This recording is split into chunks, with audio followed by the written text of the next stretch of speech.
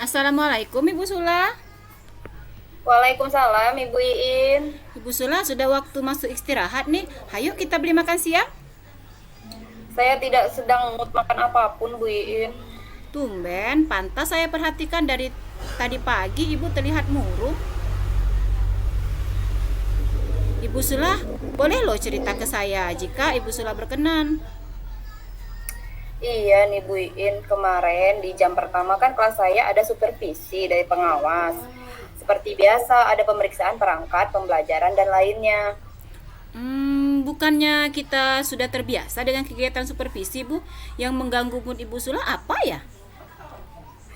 Jadi, Ibu pengawas menanyakan soal buku teks. Saya sampaikan bahwa saya tidak menggunakannya. Saya menggunakan sumber belajar lain yang lebih variatif. Tapi tentu saja saya tetap mengacu pada kurikulum meskipun tidak menggunakan buku teks. Ternyata saya dilaporkan ke kepala sekolah, Bu Iin. Oh, seperti itu. Jadi, Ibu merasa tidak nyaman dengan kejadian tersebut ya? Saya bisa mengerti perasaan Ibu Sula. Iyalah Bu Iin, jika mengajar dengan berpedoman buku teks, siswa bisa cepat bosan, sumber informasinya juga terbatas.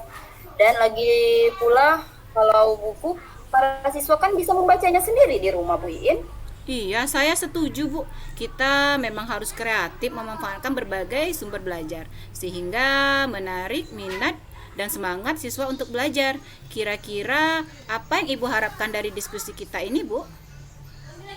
Saya ingin lebih plong setelah mengeluarkan unek saya.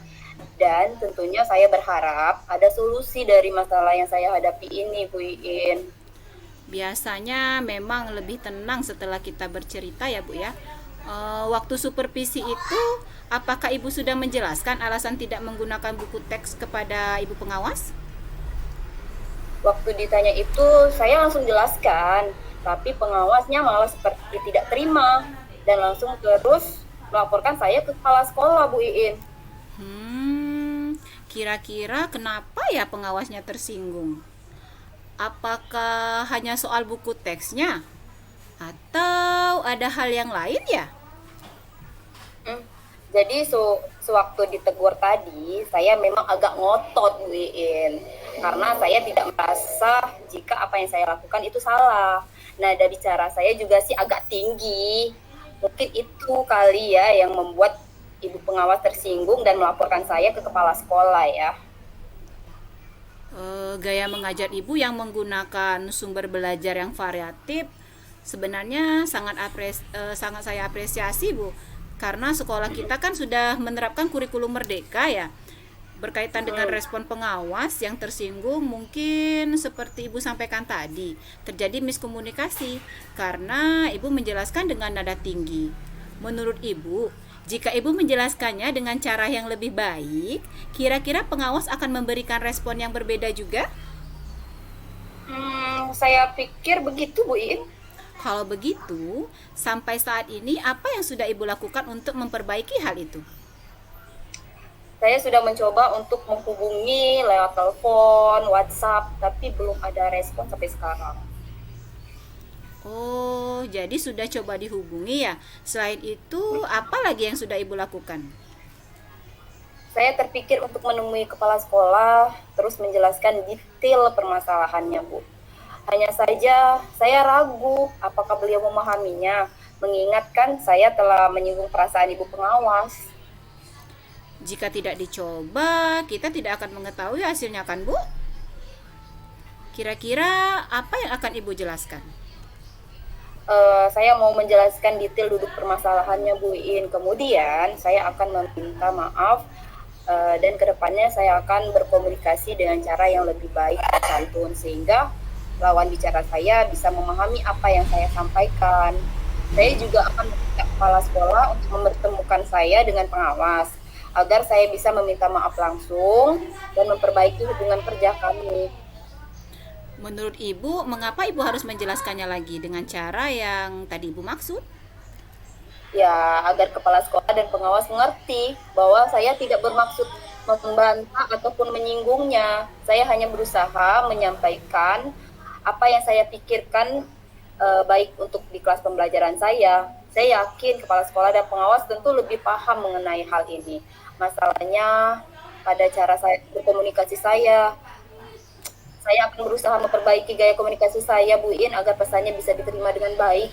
Wah, itu baik sekali Bu, inisiatif Ibu yang menjelaskan ulang kepada kepala sekolah dan minta kepala sekolah untuk mempertemukan Ibu dengan pengawas, itu akan memperbaiki hubungan kerja loh Bu. Kira-kira selain kepala sekolah, apakah ada pihak lain yang bisa membantu Ibu menyelesaikan masalah ini? Terutama jika terjadi hambatan pada rencana aksi Ibu Sula. Misalnya, pengawas masih marah atau tidak mau menemui Ibu. Hmm, saya akan memberi waktu sampai semuanya cooling down dulu, Bu. Karena tidak baik juga kan memaksakan mengadakan komunikasi di saat pihak lain masih emosi. Tapi tentu saja tidak terlalu lama. Saya takut masalahnya jadi berlarut-larut nanti.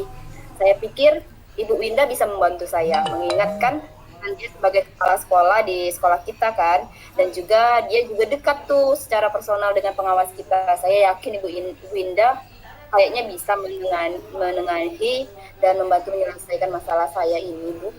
Wah, saya pikir itu langkah yang sangat baik. Selamat karena Ibu Sula telah menemukan solusi dari permasalahan Ibu Sula. Ibu Sula akan Ibu Sula akan berkomitmen untuk menyelesaikan untuk melaksanakan rencana aksi solusi ini. Insya Allah tentu, Bu, segera saya laksanakan karena saya juga tidak nyaman jika terus berada dalam kondisi seperti ini. Nah, sekarang Ibu lebih plong kan karena sudah bercerita? Masih ada yang bisa masih ada yang bisa saya bantu, Bu? Sudah Bu Iin, saya lega alhamdulillah. Saya minta Ibu Iin untuk bantu saya juga ya, menjaga komitmen saya untuk melaksanakan langkah solusi yang tadi kita bahas ya Bu Iin. Ya, alhamdulillah. Baik Bu, insya Allah. Terima kasih Bu Iin. Sama-sama.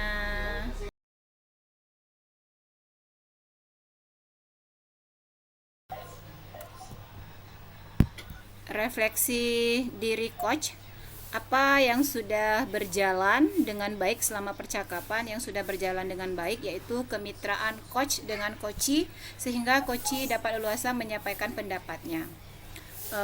Yang kedua, apa yang masih perlu diperbaiki dan ditingkatkan, yaitu mengajukan pertanyaan berbobot untuk menggali segala kekuatan yang berkompetensi yang ada pada diri guru.